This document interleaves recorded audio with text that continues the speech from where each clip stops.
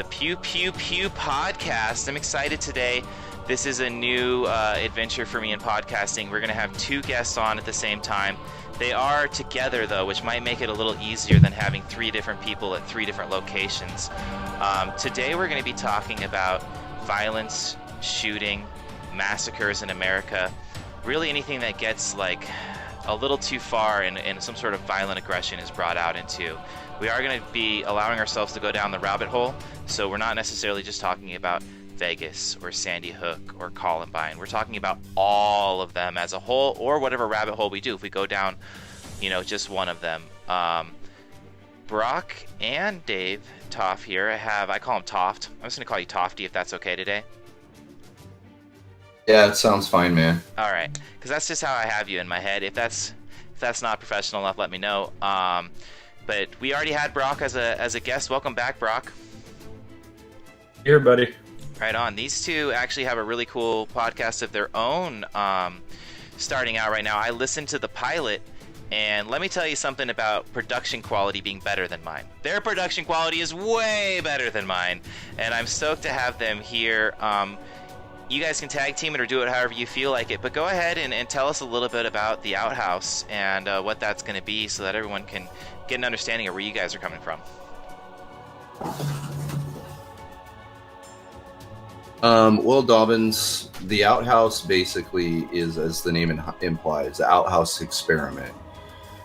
For us, we just want kind of a low-key forum to be able to have open discussions about things that are kind of taboo. We come at it from a Christian worldview, so that's kind of our thing, I guess.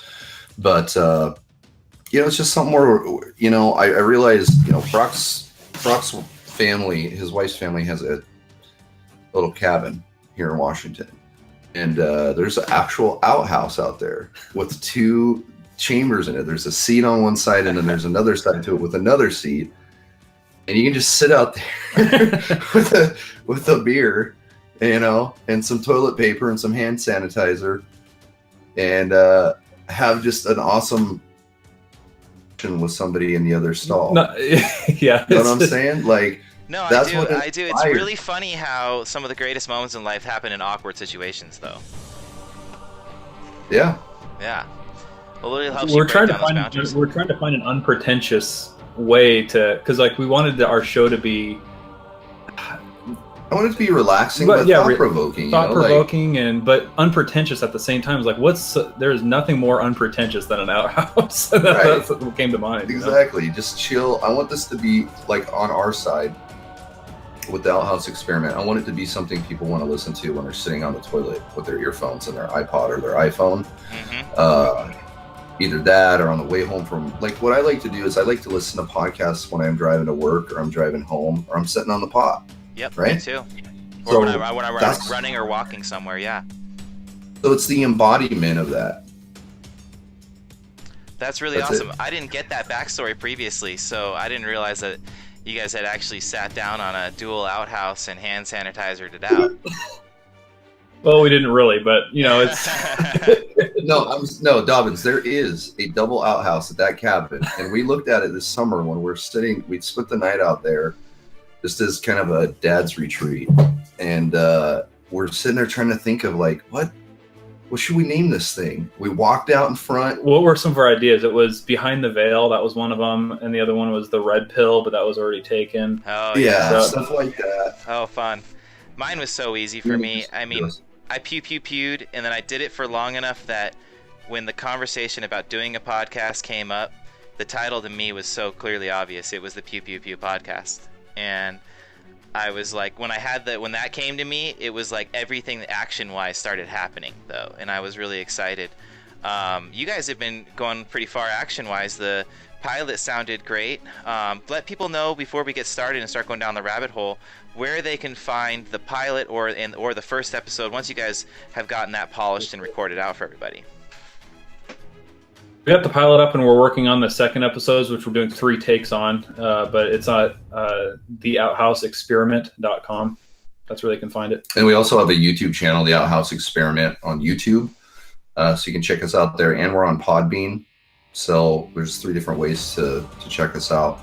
There you go. And this is why their production quality is higher than Penguin Bob's. They got YouTube, the Podbean, and they have a real website, which is something I don't have, but I am actively working on because we're going to have some cool t-shirts coming out in the future for the stream. I want to jump right into it. Obviously, this was triggered. This conversation has been going on my entire life, like in my adult life at least, and I've been able to digest information from the news. We've been having mass shootings going on. The reason I wanted to do this podcast was obviously triggered by the events in Vegas, and the reasons why I invited Toft and Brock onto the show is some of their Facebook posts that happened afterwards. And one of them, it was, and I'm going to start with this is just going to open up the rabbit hole, I hope. One of them was the multiple shooter scenario, and my issue with that, and I made a Facebook post myself, was like, people were trying to politicize it. It was instantly a race issue. It was instantly a gun rights issue. It was instantly ISIS. It was instantly, why aren't we calling this person a terrorist? And then there was instantly what I would say would be conspiracy theories or a big void in information that left us trying to fill that void with our imaginations. And I don't know if it was imagination, but the multiple shooter aspect was one that came up.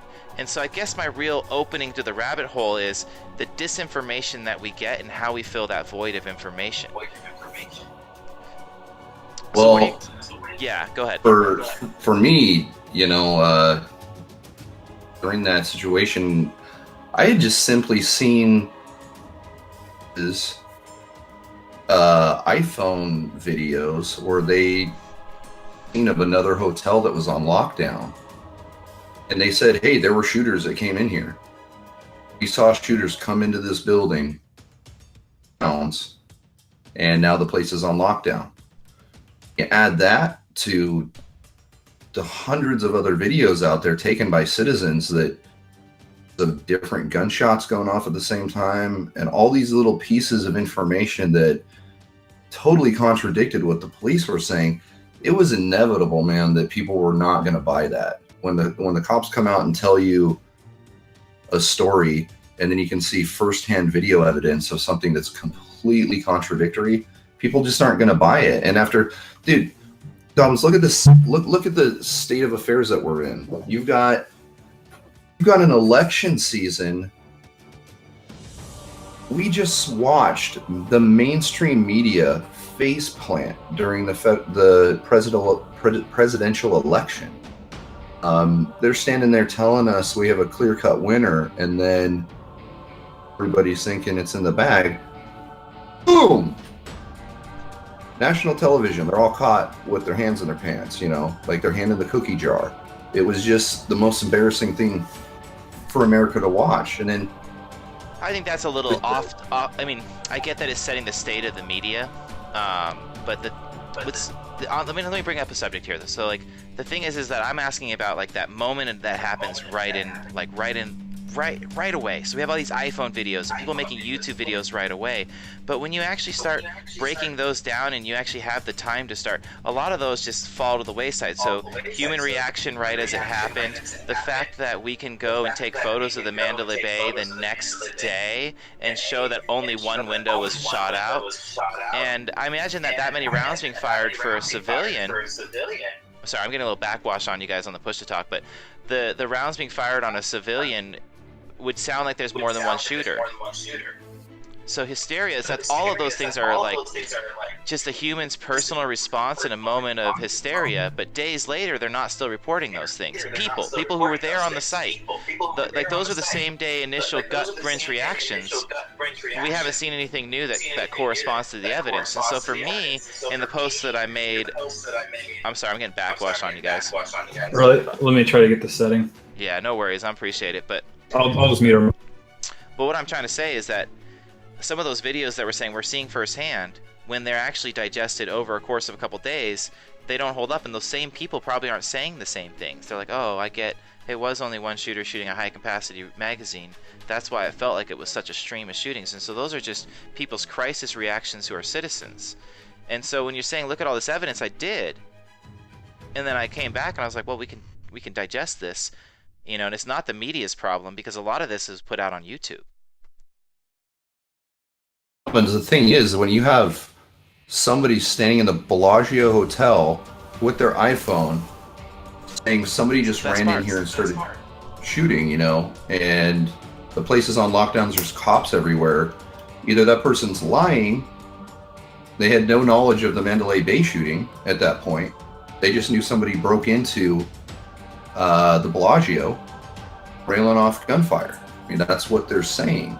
And then fast forward to just last week, the Las Vegas Police Department comes out and says, must have been a second shooter. Well, it kind of indicates everybody's suspicions, you know?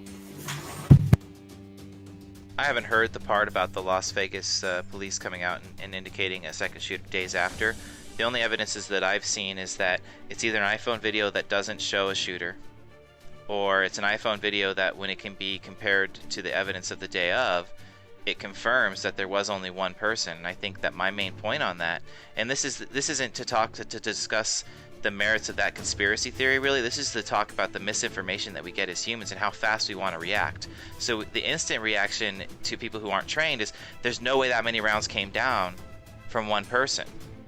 A couple days later, with experts' opinions and video evidence from people, because there's a lot of cell phones on it, so we have a lot of evidence in this case, came back, oh yeah, it probably was only one shooter.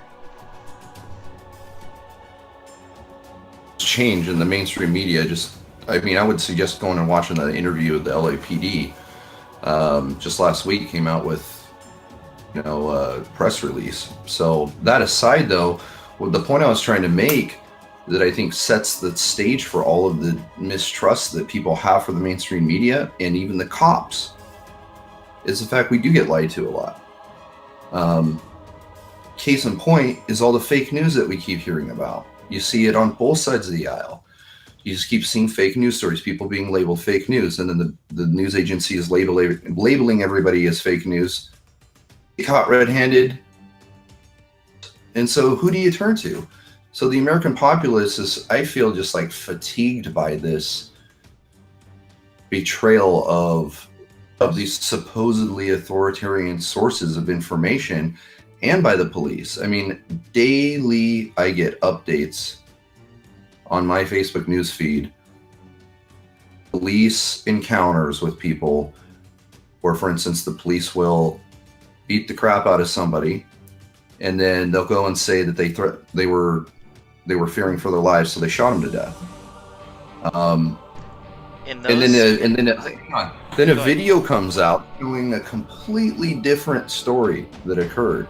And you watch enough of those and you start to go, you have a force that can basically lie about something, and the only way you'll know the truth is through video evidence. So I think that's why people are drawn to these handheld devices and all this firsthand information and evidence that we can diagnose ourselves. We don't trust the news to do it. We don't trust the cops to do it. So now America is on the hunt. Truth.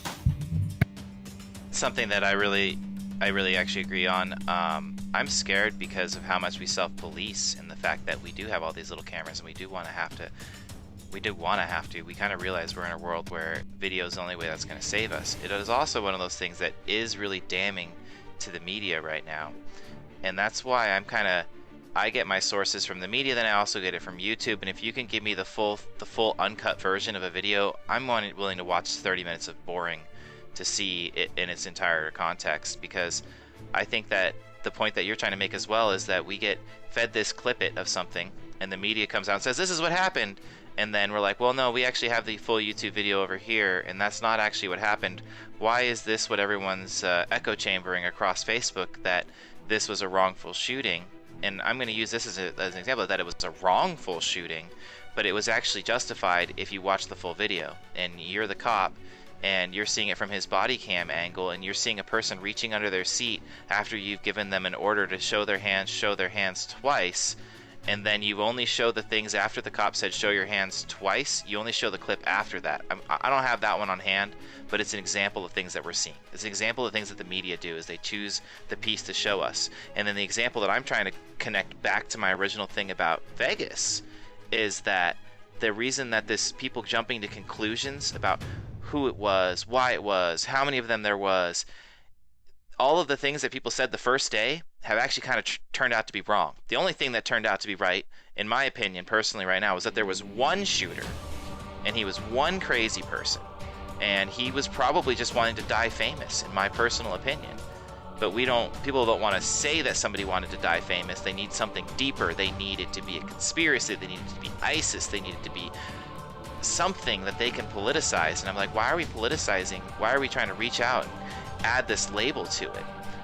Overall, though, the media likes to grab a snippet. And now we have this big thing, which you guys are big on. I've been ranting for a second. I'll give you guys a moment. Is that we're not getting the truth right away. We're getting a video, but we're having opinion for the first 3 days, and then 5 days later, like, dude, why were we talking about it like that? You know what I'm saying? Oh, they disconnected.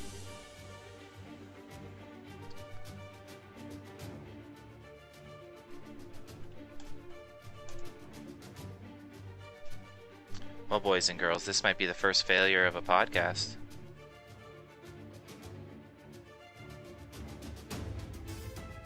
Reconnect. They're typing.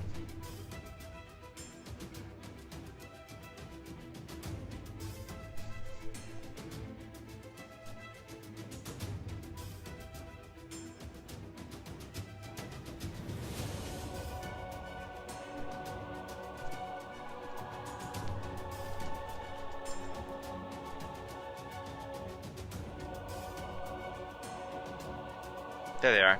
You guys back? Yeah. Great, perfect. So I'm just going to start us back over on a tangent that I think that me and Tom. Yeah. Do you mind if I say something that kind of relates it to what David is saying? Start us up. It's really just a simple point. It's something that I heard from Denzel Washington when he was being interviewed about fake news, and if you don't read the news, you're uninformed. If you do read the news, you're misinformed. Yeah, so after and I heard that, I'm like, boom, you got it. I agree. I think a big problem with it is something that I don't ever want to admit, but is that our news is a capitalist society invention, and it is kind of sort of governed by the free market. It is governed by the free market, as in the reasons that the Kardashians are watched so much is people like to be entertained, and we find entertainment in things that might not actually be intelligent or true. And so we run into this moment in time where we're constantly having to see the videos after and then make this our own analysis. We have to decipher the news because we're being misinformed, and if we're being open-minded, we'll really try and look into that, and then we'll realize, oh, they just gave me a clip that fit their narrative, and when I watched it all the way back, I don't know why I was repeating that same narrative for 3 days. I've had that happen to me personally, where I got a hold of something and I thought it was true, and I fought its narrative, and then it turned out that when I watched the whole of it, that wouldn't have been my opinion had I just watched it myself and not had somebody give me an opinion while I watched it. In news media, I mean, we'll pick them on all of them. Fox News, all of them. You have the news. We'll just call that evidence, whatever. News should just be facts and letting you determine it. But no, you always have talking heads. You have interpreters of the news. And that's what you get with the nightly news. That's what you get with newspapers. That's what you get with blogs. You have the news and then the interpretation of the news. And people generally like to hear what they already presuppose to begin with. So whatever political affiliation, religious affiliation, no matter what your point of view, you have an interpreter of the news there willing to give you what you want to hear. And that's what makes the money. And another aspect of this is, I'm glad you touched on the capitalism part of this. These are just TV channels. Let's be honest. A news channel is just a cable TV show with a guy sitting at a desk. And to get views and to gain ad revenue, what are people wanting to watch? What are they entertained by? They're entertained by sensational things that aren't like their daily boring lives. So what the news will do, and the proof's in the pudding. You look at the worldwide violence statistics, and we live in the most peaceful period probably in modern human history. I agree. And yet the news channels will sit there and tell you and pound it into your head how terrible the world is and how horrible everything is. And you'll just sit there glued to it like a soap opera. And pretty soon it starts to affect your thinking. And you start thinking, you're basically brainwashed and conditioned to think about how bad everything is. There's a reason why they call them programs. They are programs, and they're trying to make ad revenue. Let me make a quick point about Fox News. So Fox News, this is just every cable network channel is Fox News. Okay, let's just say that. CNN, same thing. MSNBC, same thing. They all just wear different masks. Fox News was caught lying on a broadcast. And you know what their court defense was? They said, well, after all, we're just an entertainment broadcast. This isn't real news. That was their defense against a lawsuit. And every single one of these other news stations can claim the same exemption from the truth. Think about that. They've self-admittedly labeled themselves as entertainment, and yet most of the United States still thinks that they're these legitimate news authorities, when in reality, I don't even think they do any investigation on much of anything. I think these guys are from teleprompters when they deliver the news. Dobbins, I've got something I want you to go watch sometime, maybe right after this. You link me anything you want me to see, and I'll totally take a peek afterwards. I do want to jump in and make sure we get back onto the topic of the day, although I do feel like what we're talking about is relevant. So one of the things that I was having a conversation about the other day is we lack real investigative journalism nowadays. And maybe we don't. Maybe we're seeing it through not the mainstream anymore. We're seeing it through documentaries on YouTube, Netflix, however you want to do it. We're seeing people doing investigative journalism in documentaries, and they're unraveling a lot of the things that we're mentioning where, the cable companies are going to die soon because YouTube, podcasting, all of these things, documentaries, the ability to do a documentary and have Netflix pay for it and make a nice contract enough that it is profitable, because that's the problem. It's not the problem, but it is an issue, is that there has to be some way to monetize the sharing of entertainment. Got it right there. You just hit the nail on the head. We're all responsible for our own actions, and we're all agents who have the moral responsibility to investigate things and be honest about them.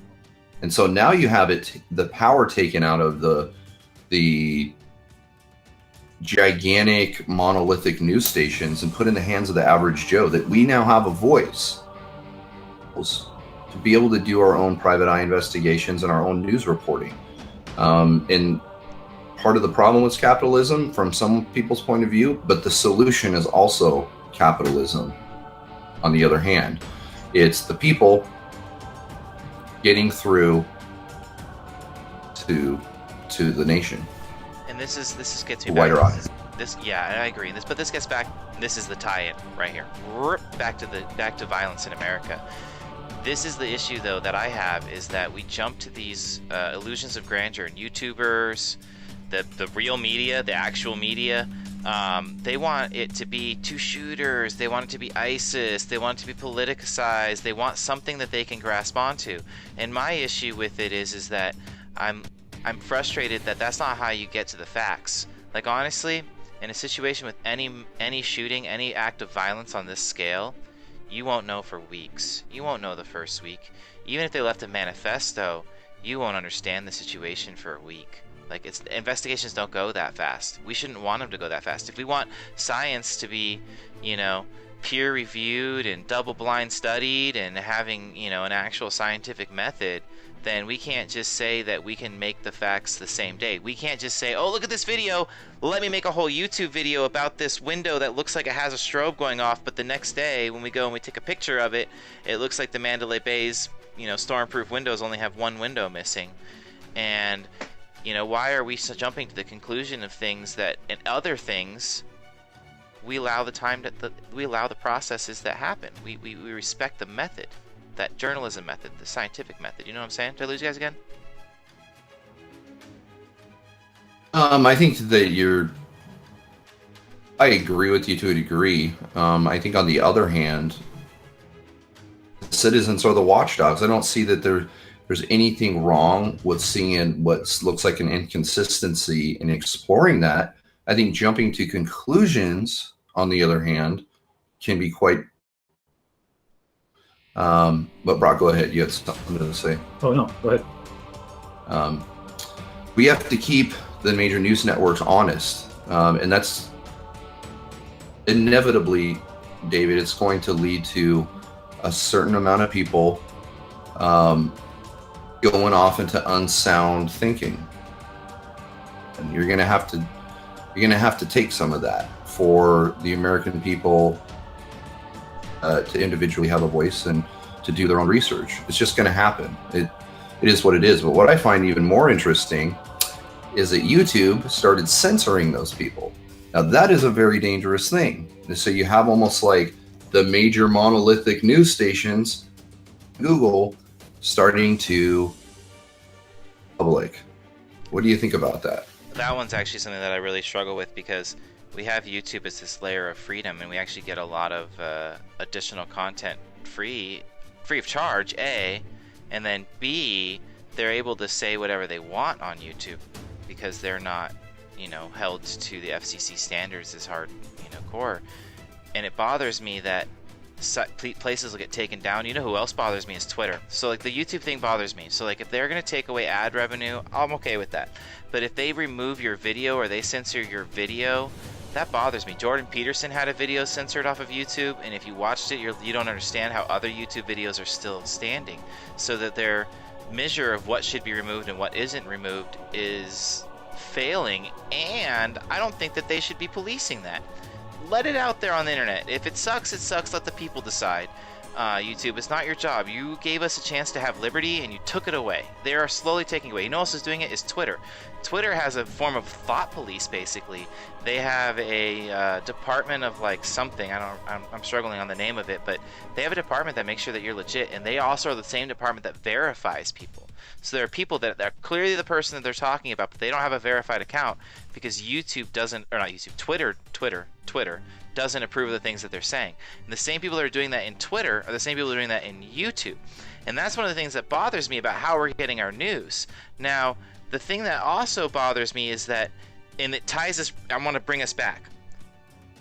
We get so argumentative about how we got it or what happened or why it happened that we're neglecting to talk about the fact that, and this has happened with Vegas, is we're neglecting to talk about the fact that we just had another major shooting in America.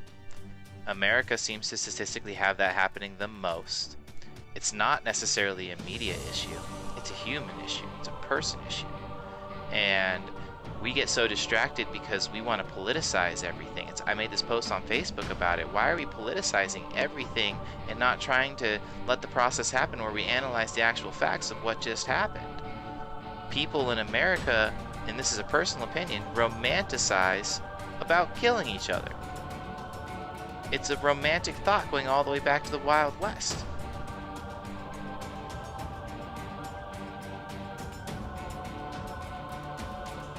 Can you hear us? Oh yeah, for sure. I was trying to touch in on a comment you were making earlier. I was just thinking about the raw power that the media actually has. I was trying to look up while we were talking a quote. It was from some famous political leader. I don't know if it was a Russian leader or not, but he says something to the effect of, this is my contextualization of it, don't give me an army. I don't need an army. Give me Hollywood. Absolutely. Well, just showing you the raw power that's yielded in the hands of media. Now, when you see when you see that traditional way of controlling thoughts of the people through media and entertainment in all of its forms, when you see them losing power, what are they losing power to? Well, they're losing power to Google. They're losing power to these corporations. So what does that actually mean? Well, it means that if you can censor information, if you can censor and control the narrative through entertainment, through censoring, through all these different means, It means you can be the moral voice of the people. In other words, you become a god yourself, essentially, shaping the minds and hearts of the people under you. No, because totally. you're the ultimate authority on what America believes. And that's the thing too, like people trust, it's weird how much trust we have in Twitter, in YouTube, and in Facebook. When honestly, there are 3 companies that are private companies, they're not news organizations, and they are the ones committing the most egregious acts of censorship.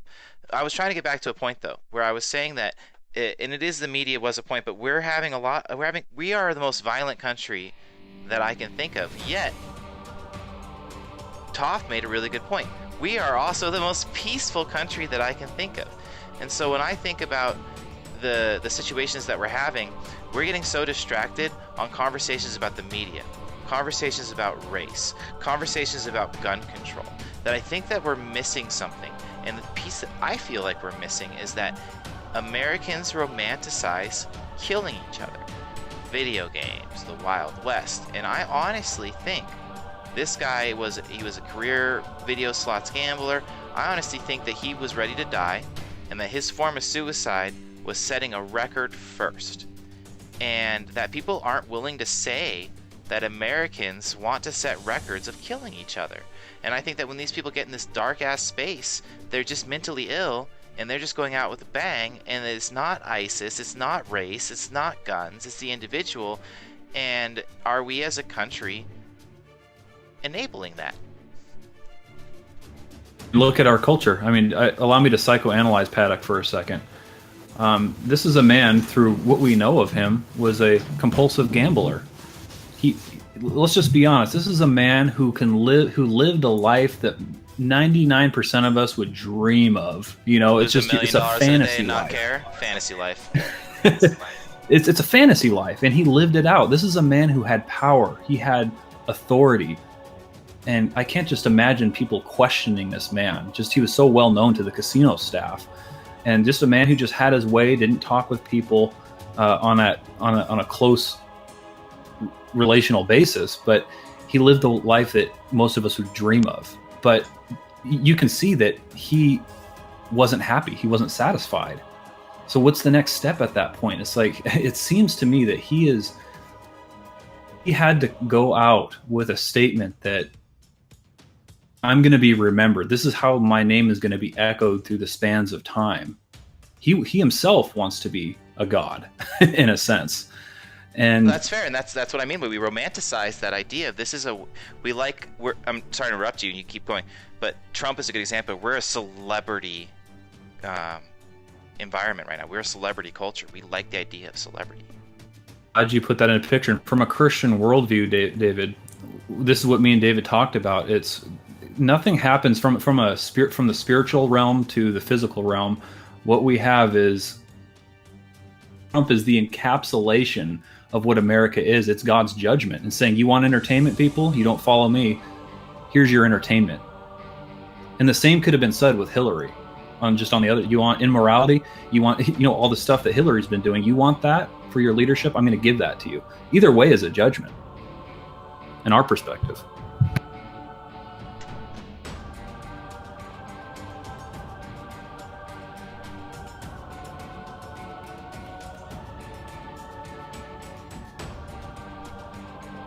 Did I lose you guys again? Test. Oh, we got lost in a second. Check my Discord again. No, are you guys still here? Yeah, we're here now. Sorry, where did I cut you off at? You had cut off with Hillary and Trump comparison of the judgment, which is actually something I kind of agree on. Obviously we know that I follow more of an agnostic and atheist point of view.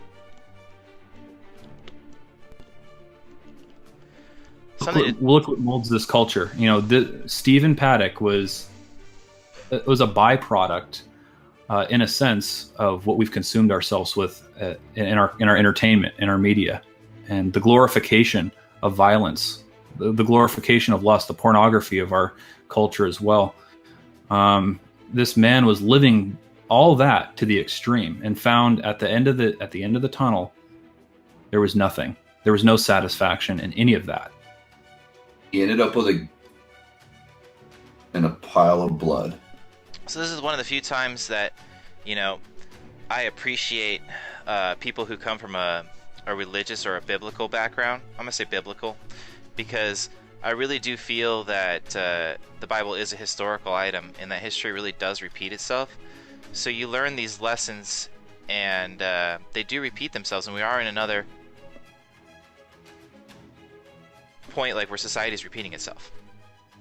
And it's not, to me, and this is personal, and this is probably, you know, some people want to hear somebody counter it when somebody comes from a religious side, so I'm not trying to lessen your opinion. I'm just trying to say, like, they'll see it also as a historical side. We're just seeing another history cycle repeating, which you two are both history buff kind of people, so it's like we're just in another cycle repeating. And I also can understand why history buffs kind of will lean more towards having faith because of that. But I think the point that should be made, to keep it high level, is that we're in another beautiful moment of history repeating itself. And, you know, I will use the Romans because they're probably the last empire that we compare America to as a great example. You know, they also love celebrity status and power. And I think that the shooter is the same way, and that once you start glorifying violence and the ridiculous, you're gonna get violence and the ridiculous. It's what happens ultimately when you have a society that becomes a judge unto themselves about ethics, right and wrong. What are the media narratives that you see, David? You see us wanting to blame all these things on something. Now, why did he do it? That's kind of what we're talking about. Well, it's the guns on one side. The guns did it. You know, we need to do something about the guns, and that's a moral, ethical issue on one side of the political spectrum. And the other one is, well, this guy must have been crazy. It's like we want to identify all these things. It's like we're a schizophrenic culture. We have all these moral opinions, and we'll cry over the deaths of 53 people on one hand. But on the other hand, we have abortion clinics killing 3,000 babies a day. It's just get swept under the rug. You know, so I'm showing you the schizophrenia that exists within our culture. And to tie it back with ancient culture, you have these pantheistic gods sacrificing their children to the god Molech, who is the god of fertility, god of, you know, you want to have your life convenient for the next winter months, so you sacrifice your child for your convenience. And so is it history repeating itself? We definitely see it from a biblical perspective. We're doing the same things, just with a different mask. Yeah, and that's something that I agree with. You would ask me kind of like why I didn't like to differentiate between like war deaths and police shootings and civil wars, differentiate those from a single gunman. Because that's not my aim. My aim is I mourn over the death of people and the carnage, period. And so that being my focus, I'm going to compare all of these things together to show the violence in society. You know, while on one hand we do live in period probably in Earth's history in terms of what most people would consider criminal activity, just like Brock just said, we've got 60 million unborn kids slaughtered over the last years. So when we put it into perspective, is it safe for everybody in this culture? No. It's safe for those who are of a certain age, you know, and a certain financial status. It's important. It's important for me to make those distinctions, though, because a part of me really being the open-minded person that I am is seeing the nuances of things. And to say that I can compare... before I say this, though, I do understand where you guys are coming from, and I actually sort of agree with your point on, you know, the loss of life should be compared to the loss of life. Like, I can make that connection, but then I see it as a deeper nuance, where it's like, well, why did the loss of life happen? What were the circumstances? Now, I don't want to know what the circumstances of it are for, and this might be me personally, for 100 cases of that same loss of life. I want to know the circumstances for the particular loss of life that you're telling me at this moment. You know, was it somebody shot to death in a police shooting? Was it somebody who died in a car accident? Was it somebody who died, was it a child that was killed in an abortion procedure? And for me, I need to know the nuance of it. And then I've laid out a few different examples, and each of those examples that I just laid out, I have a deeper nuance to that example. And so for me, it's very, very, very important that I don't go cross comparisons. I don't take an abortion example of a mom who was raped by a drug dealer and compare it to, you know, a person who's dead in Vegas from a guy shooting out of the Mandalay Bay window. And so for me, I need those nuances, because that's how I get to the truth.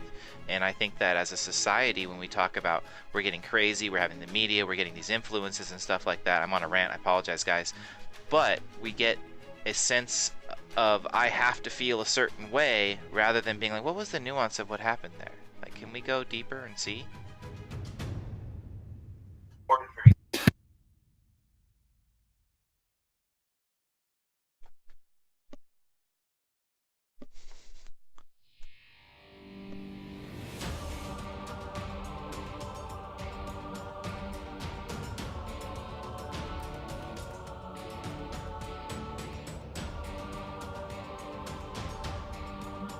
We may have hit another small technical snag here. Let's see if they heard all of what I just said to them.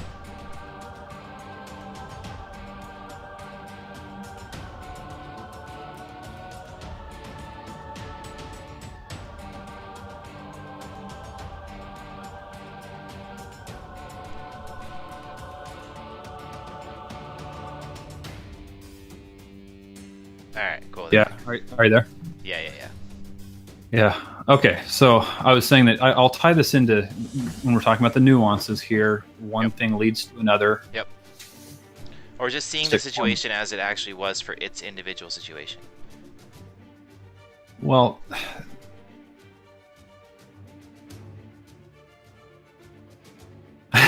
because we have a culture right now that is glorifying sex. It's a pornographized culture. No one can deny that. It's lifted up in the entertainment industry. What do we just see with this Weinstein guy? That the problems in Hollywood that we have facing right now is the sexual manipulation of these women, and that happens in these industries all the time. And what's the result of that? You have young women trying to pay their way through college, and they do so by selling their bodies. They get victimized. They get taken advantage of. And what perpetuates that is they have to stay in that career. So what's the next option if you want to advance in your career? Leads to the abortion. Or it could be situations, what you were saying. A woman gets raped.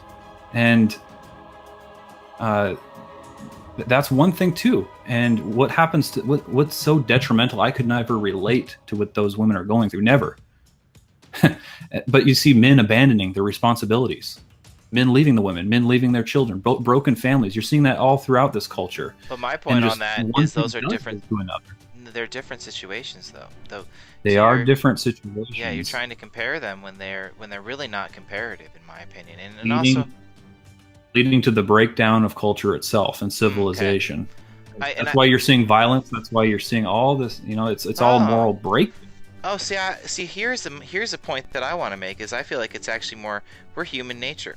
It's history repeating itself. It's not predestined to have happened like this, because it's just human nature. And if we were more willing to accept, and it goes back to my point about saying this is a guy who just wanted to die a celebrity. He did what he thought was he took the easiest celebrity way out, and he had the means to do so. And so when we take a look at it, it's just human nature. We make video games to make women attractive. We like TV shows some women like seeing firefighter calendars. Like, we don't have to just say it's men, we can go to women.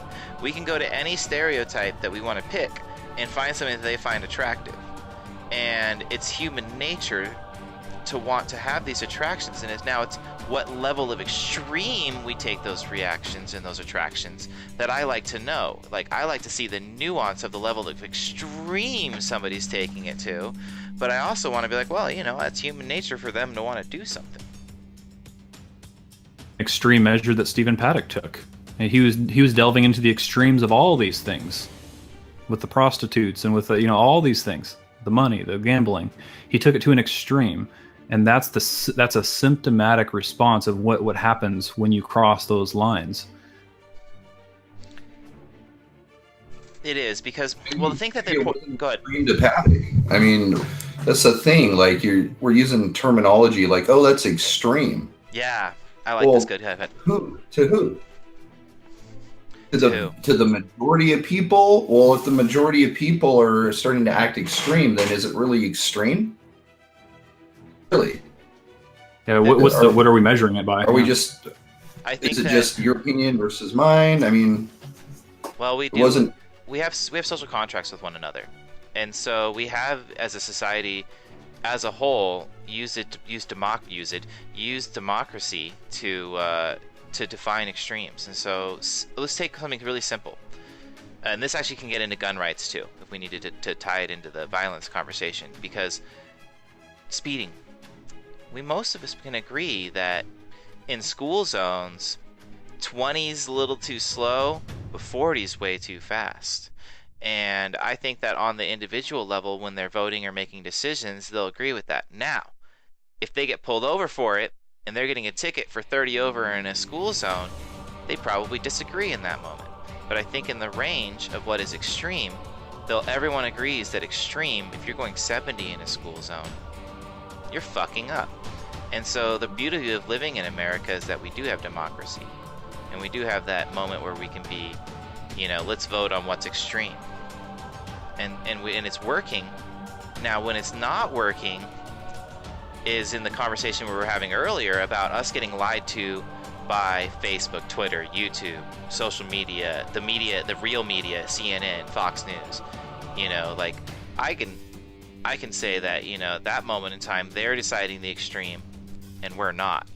But when it comes to how democracy is working and our culture is working, I feel like it is working. And it gets us all back to a point where we're actually living in one of the most peaceful times that we're living in. So can we all agree that 70 in a school zone, this is my example, I'll let you guys talk, but 70 in a school zone is extreme?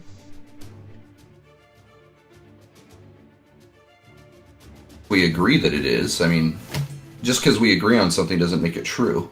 Doesn't mean it's actually extreme. But it makes it something we'll agree on a social contract with, though. We'll make a contract over it, correct? Well, we can all make a... Here's the problem with democracy, though. We can all make a contract just fine, but at the end of the day, might doesn't make right.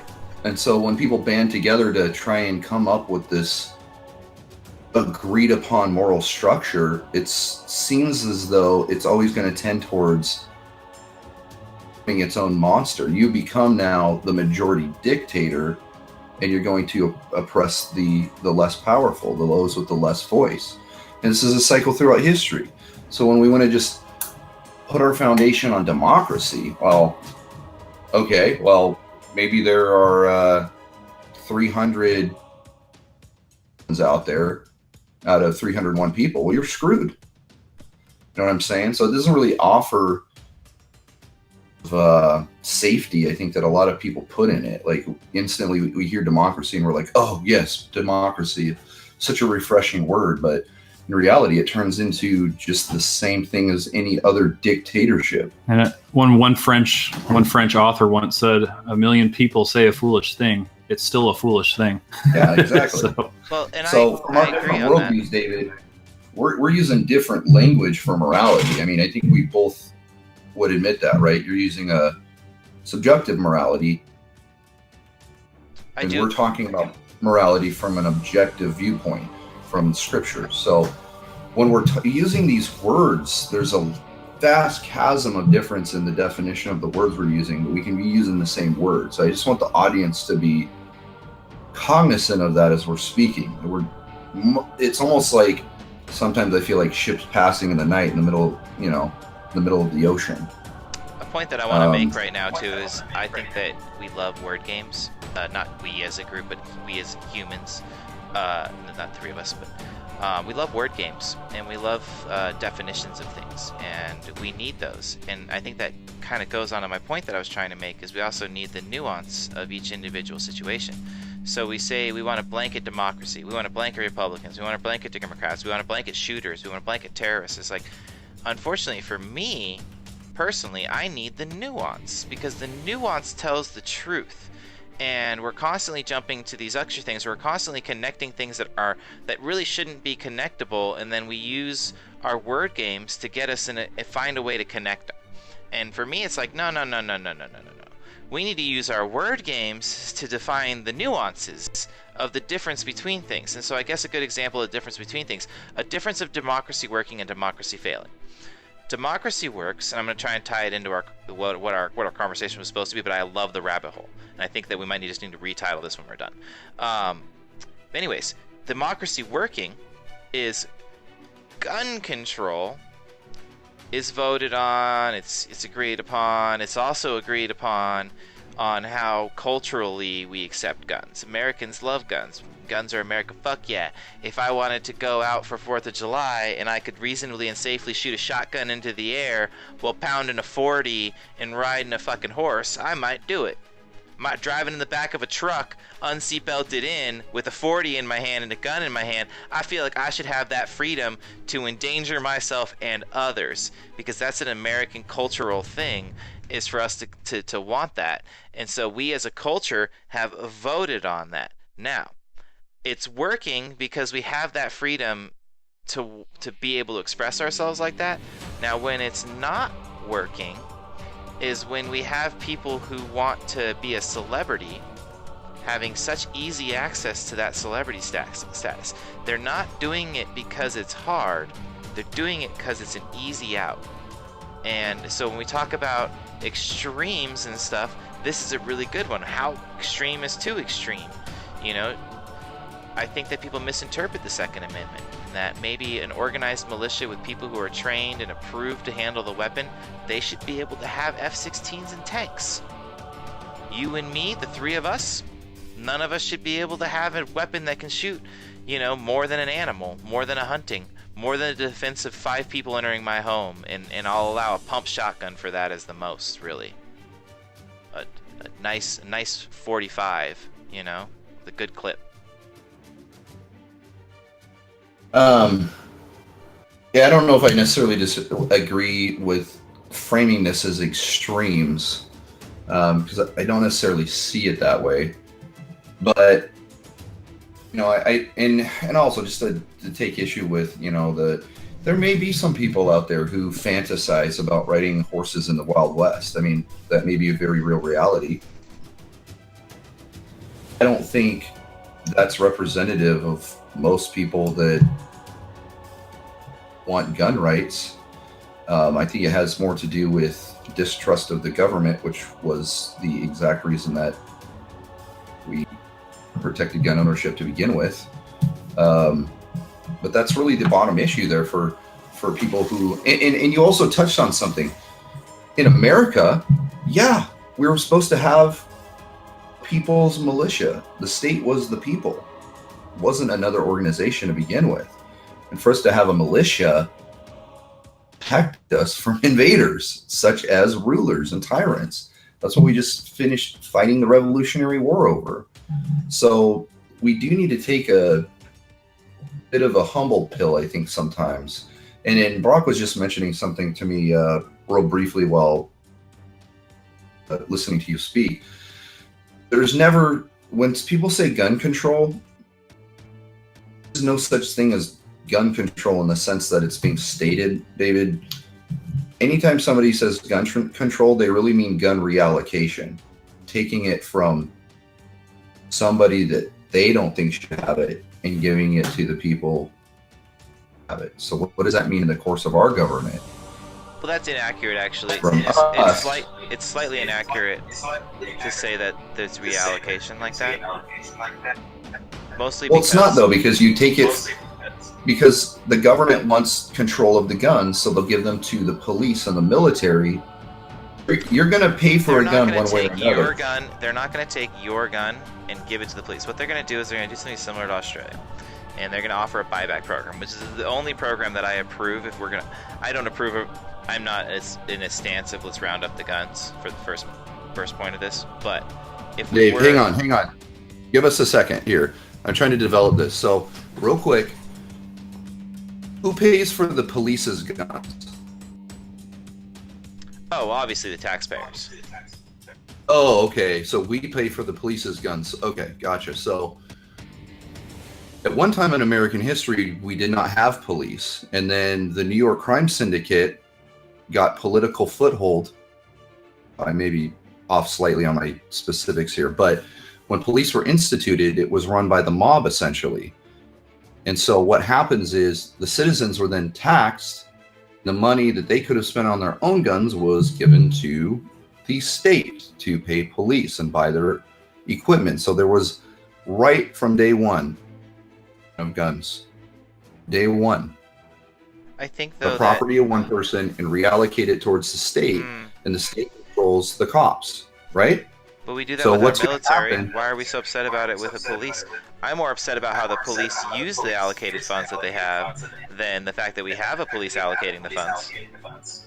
Well, I don't want me in with the people who aren't upset about the military. If you look at our national budget, 40 to 50% of our budget goes to that military. It's a huge chunk of our gross or annual spending. So yeah, it is upsetting to me that we're policing the world and taxing the American taxpayers who have absolutely no say in it. It's just I don't know if it's just deep state or if it's a legit military operations going on, but something strange is happening to where we have American troops guarding poppy fields in Afghanistan. And the poppy production in the world has spiked since we went into Afghanistan. We're not in. So there is something nefarious going on there. Possibly, I agree. But actually, we're in Afghanistan for the lithium deposits. They have billions and trillions of dollars of lithium deposits. There you go. And That's there as well. We're actually there because of lithium deposits. I think that they have the largest lithium deposit like on the planet, and with as much smartphones and stuff as we have. So I don't want to get into Afghanistan, but the poppy field thing is one of those ones in time where I'm like, that's a YouTube video conspiracy theory. When I actually dug deeper into this, that's bullshit. Bro, Dobbins, how does the CIA make its money? The CIA gets it printed from the CIA just gets given the money. They've lost billions in the years. They've had those billions the whole time. Like, I'm not going to get into CIA spending in a deeper conspiracy right now because that's a rabbit hole that none of us have the evidence on. Dobbins, I'm not talking conspiracies. It's a fact that they run drugs that make money. No, I agree. No, I know this. And it's like, but the scale of it, do people think that that's the scale of all of their funding? And that's an extreme I can't agree on.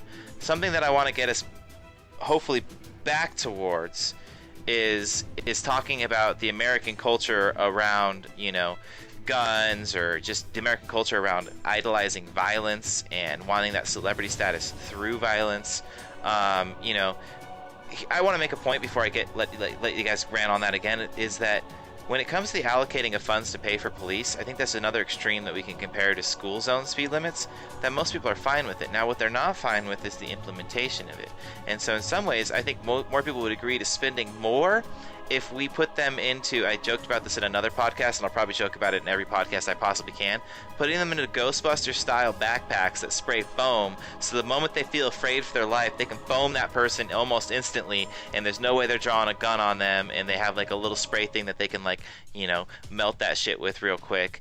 And we find more non-lethal solutions to our military. Even if we spend more on them policing us, we can find ways to mitigate the violence. And it just gets me to the point I was trying to make a second ago, is that if we were to have a program like Australia did, where maybe we spend way more money than we should, it's a waste of money, but you've got a weapon that holds a 30-round mag, we'll give you $3,000 for it. People are going to be buying up people's cheap weapons. The illegal gun sales are going to go up. People turning them in is going to go up too. And we're going to get a lot of this off the street because people just want the money. People care more about the money. You offer people enough money, they're going to stop giving a shit about their goddamn gun, and they're going to turn in so many guns, and all we're going to have is recreational guns. And that's going to lessen the ability for someone to be able to fire 400 rounds a minute.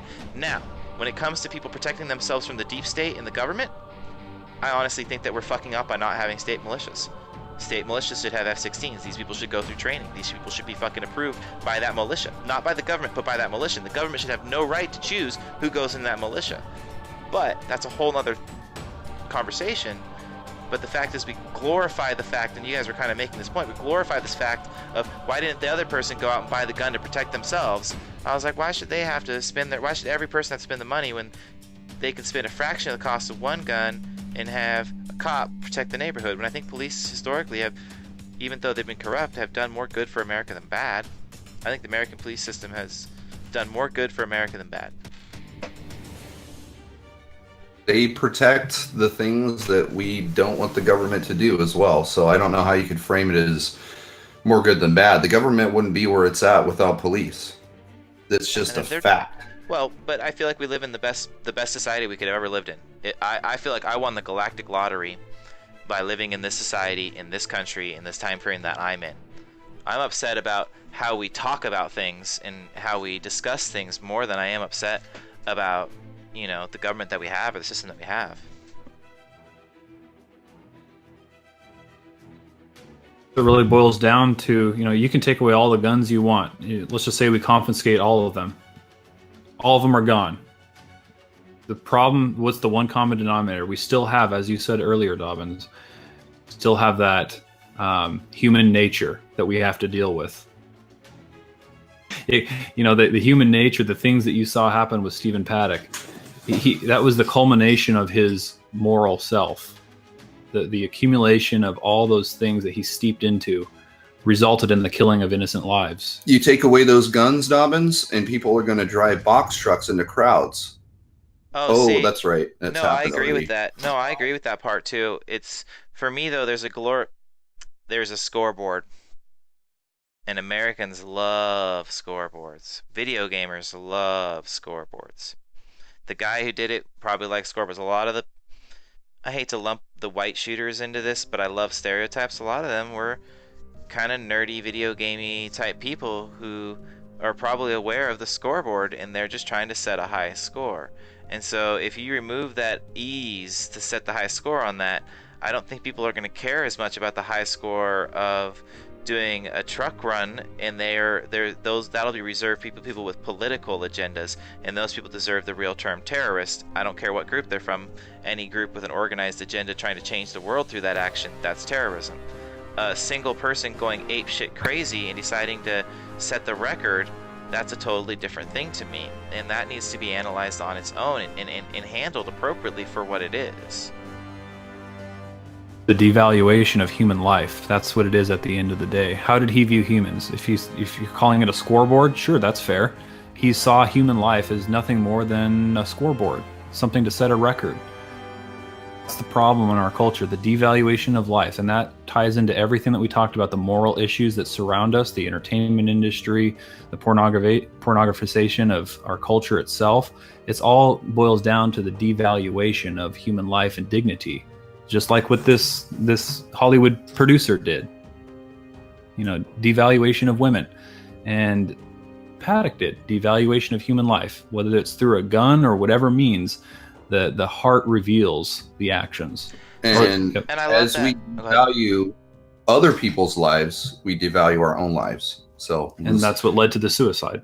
Ultimately, yeah. He didn't value his own life.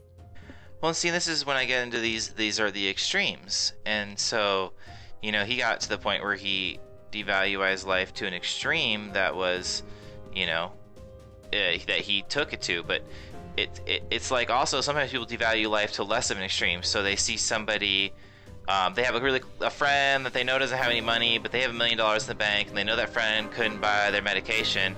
And so rather than just giving that friend, $20 to buy their medication, they didn't give them that money, and they devaluized their life on like a nuanced extreme. And so it's not like to me, I guess my point I'm trying to make is it's not all of society having the same level of feelings. It's this guy has an extreme feeling and it doesn't match up with the rest of us, and he had that extreme feeling, and then he had an ease of access to something, and it wasn't the something that was the problem, it was the ease of it that was. Following that path from one so-called extreme to the next so-called extreme. He just kept following it where it led. That's our point. And that's a really factual point, though, because that was his individual, It's the evil in people that will manifest to its natural end. Evil has a natural end, and that is ultimately the devaluation of human life, of design, of all that is sacred and precious. And so when you have people with evil thoughts and intentions and they're left unchecked to their own devices, in especially a situation where somebody has so much money they have no responsibility in life, and they're just left to their own devices and their own self-entertainment. It just manifests as, what I'm trying to say is,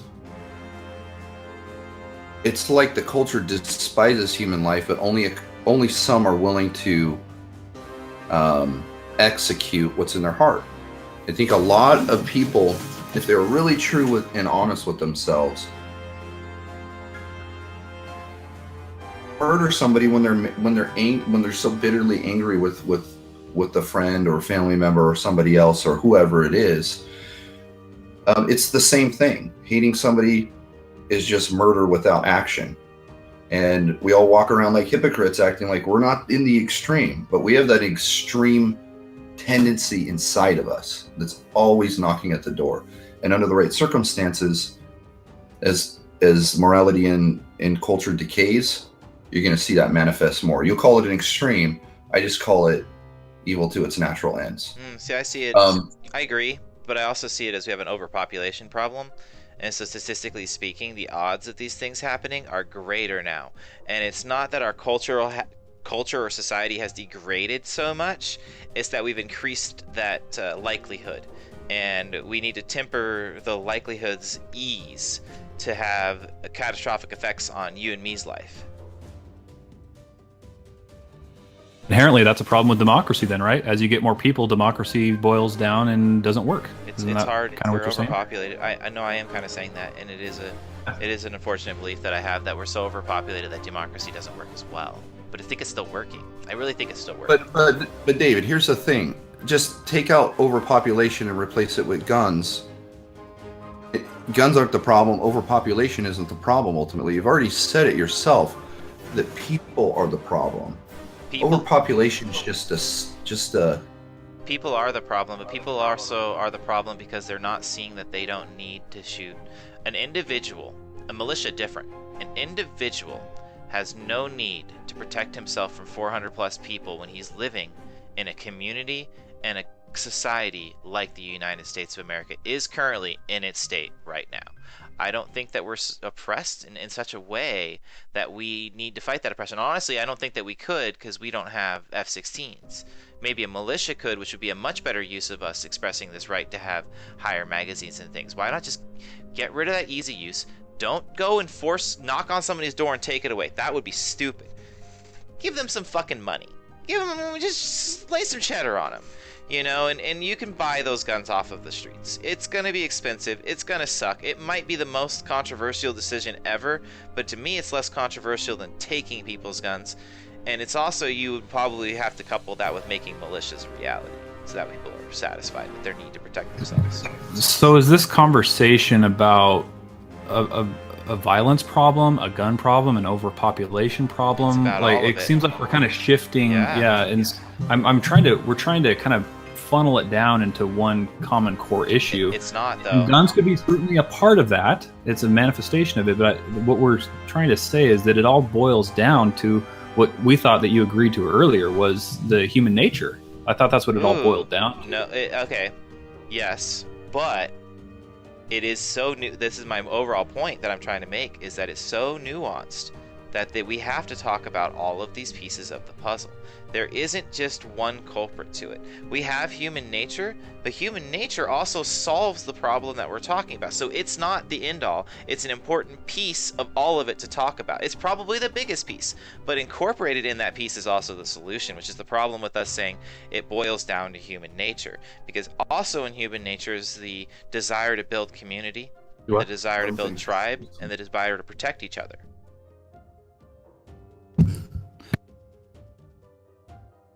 So in that core fundamental, hey, let's boil it down to one thing, it's not. It's very nuanced, and that's why I like having these conversations, is because you go point, and it's not just one solution. There's no silver bullet to any conversation. I think this is good that we've boiled down to this, because for the audience, this is kind of the brick wall. You know, this is where we start going into our worldviews and our different points of view from a naturalist presupposition. Humanity is the only reference point. So of course that's going to be the only solution. And for us, our presupposition is no, we've seen the effects of humanity through history repeating itself, and we are not the solution. We have to appeal to a higher standard of morality outside of ourselves. It's a transformation of the heart that can only happen through the Holy Spirit. Those are the two oppositional viewpoints that we're coming at, and through which filters the way we see the world. How do we view violence? How do we view evil? So that's really where it starts between both of us. And let me also just make this point, David.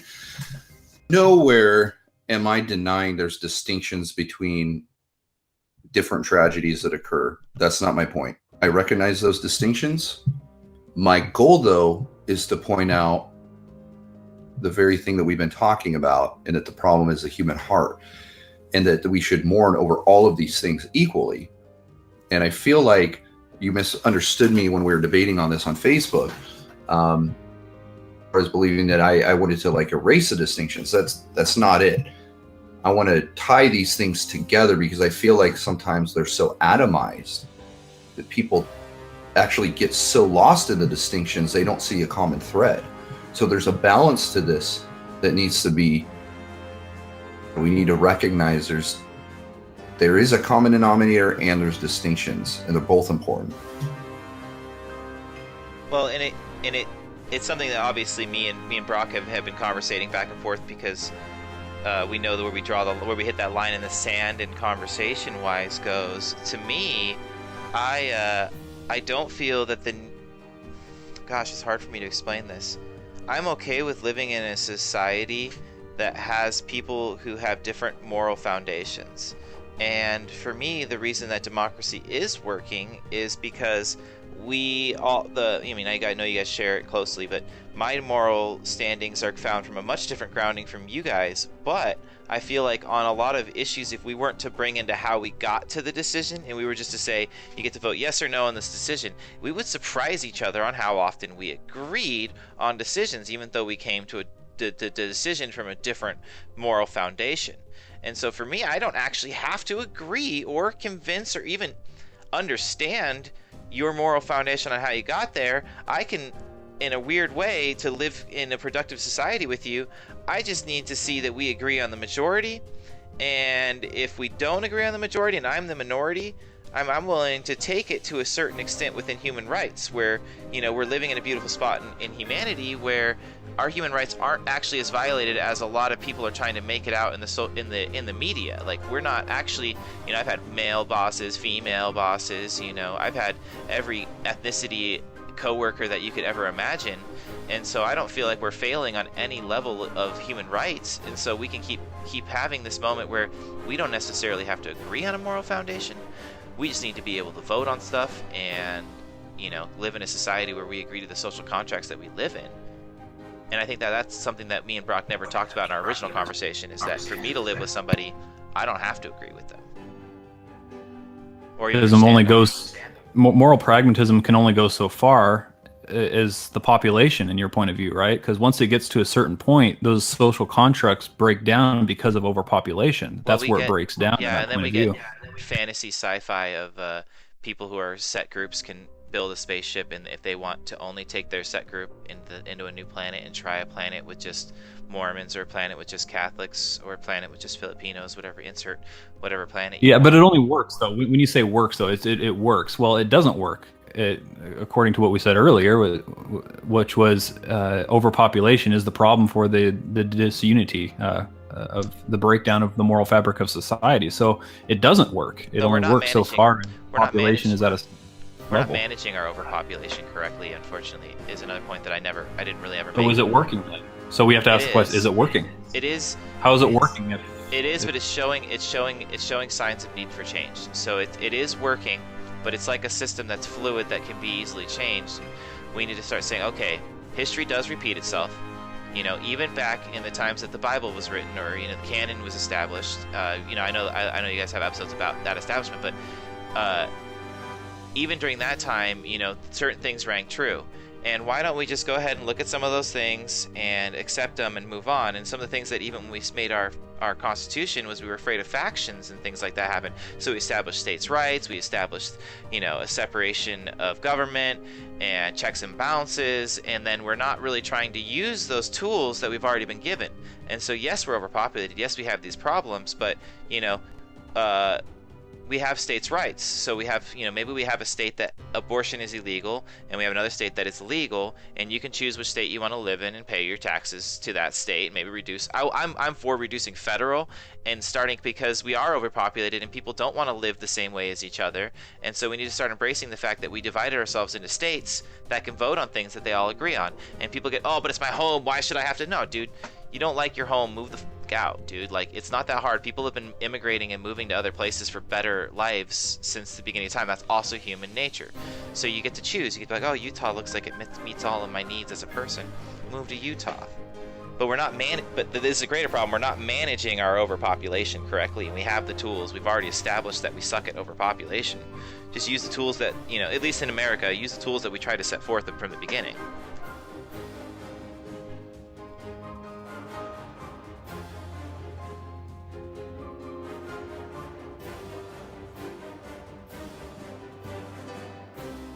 So democracy is working? Democracy is working. It's showing signs of stress, and it's showing signs of need for conversation. But democracy is working. Is it working for the 60 million slaughtered children? So if we're talking about on the abortion level, I don't, yeah, I mean, it's working for, it depends on what stage I'm nuanced on that, and my opinion is weird. I'm actually sort of against abortion, so if we had to say that I had to make a statement on it, I'm not for abortion, and I don't really necessarily agree with the arguments that are put forth for pro-choice, but I do feel that was what the majority agreed on, and even if I'm disagreeing with it, I'm going to go with it. And you're like, okay, what extreme? That's an extreme. So what other extreme? If they decided that having sex with a 15-year-old was legal and society decided on that, which is something I would disagree with as well, society decided on it. Would I practice it myself? No. Do I want to practice abortion myself? No. Would I prefer to have states' rights rather than a federal law about it? Absolutely. I would much rather one state say yes and one state say no, even on a level of abortion. I don't know when conscientiousness comes in. I don't know if a heartbeat. I don't believe in an afterlife, so my moral stake comes a little different on other people doing abortions. But if it were my baby and I impregnated somebody, I would not want abortion. So it's a weird moment that I'm in kind of this unique position on it. Okay, so does democracy work for the killed children? Not for all the people making the decisions to kill the children, but for the children that are killed and thrown in the dumpster? Does it work for them? I don't think that they had It's hard for me because they're not in existence. They never came into existence, so it didn't work for them. Well, let's just take slavery, for example. At one point, that was legal. Everybody agreed that the majority agreed it was a great thing. Mm-hmm. Okay, so democracy worked for the slaves? In the long run, it did, actually. It took time. It took bloodshed. Like a lot of for the people that were being whipped and beaten, did it work for them? So I'm going to use this current cultural time frame as a good example. You see the time. So life shows you the changes that it can make in the times that it can make them. And so we did actually, as a society and as a democracy, realize that we could right these wrongs. And once we started utilizing our democracy to do it, it started working better. Was it working at the time for the slaves that did get whipped? No, absolutely not. But to say that it as a whole, historically, over 200 years, didn't work, no, that's not accurate at all, because we were able to right those wrongs. What's great about it? What's great about democracy and how it's working is that we were able to recognize that, and we righted it through voting, through legislature, through passing an amendment. It worked because it did. And it sucks that at one point in time it was voted as legal, but eventually humans had freedoms, and as liberties are given to the American people, they were able to analyze that those liberties weren't being given to the Africans and the slaves at any time, because there were white slaves, there were Chinese slaves, there were Irish slaves. I hate it when people are like slaves were only black, because they were also Irish and Chinese and Jewish and all sorts of other ethnicities.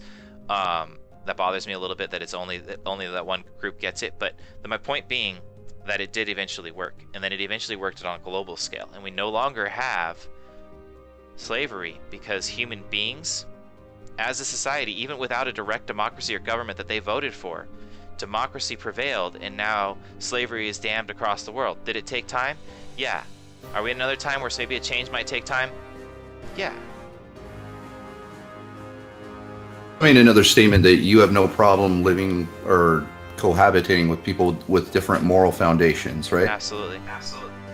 What about the Islamic terrorist that wants to kill you? Would you be okay with living alongside of them? Cohabitating. So yeah, it gets me to the point that I was actually trying to make when I said that, was that I like it when people have choices of where they can live. I don't want to live somewhere where my neighbor wants to kill me. And well, that's a different topic. Why would he want to live? Why would he want to live in my neighborhood when he wants to kill me? You know, because that's his moral foundation.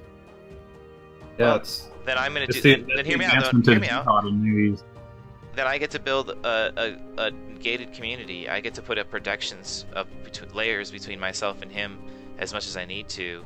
I'm okay with people putting up defenses and things like that to protect themselves from people who radically disagree with them. But I'm talking on terms of like the United States as it is. You know, I can live. You want to build a wall? No. So you know. Wait, you just want to be able to live wherever you want. Now we're talking about borders. Yeah, no. Hear me out. It's home security. We're actually talking about home security as well. So we're just kind of saying that in jest. Hey, kind Dave, of a Donald Trump thing. Hey, Dave, we got to cut this thing short here. I got some stuff that's pressing, so we should just continue this at another date.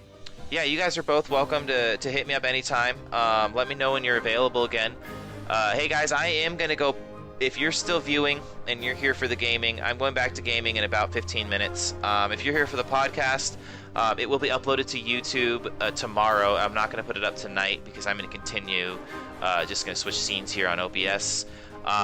Big shout out to Brock and Dave here. Check them out. The website one more time. Experiment.com, and we'd love to have you on too, Dobbins. This is a good conversation. Like, yeah, I'm always down. I'm 100% down. This is what I do. The Outcast Experiment.com. Experiment.com. Yep. Check it out, guys. Thanks for coming on. Unfortunately, we are cutting this one short, but we keep them as is. It was a good conversation. I appreciate having people who are willing to stand their ground on their foundation.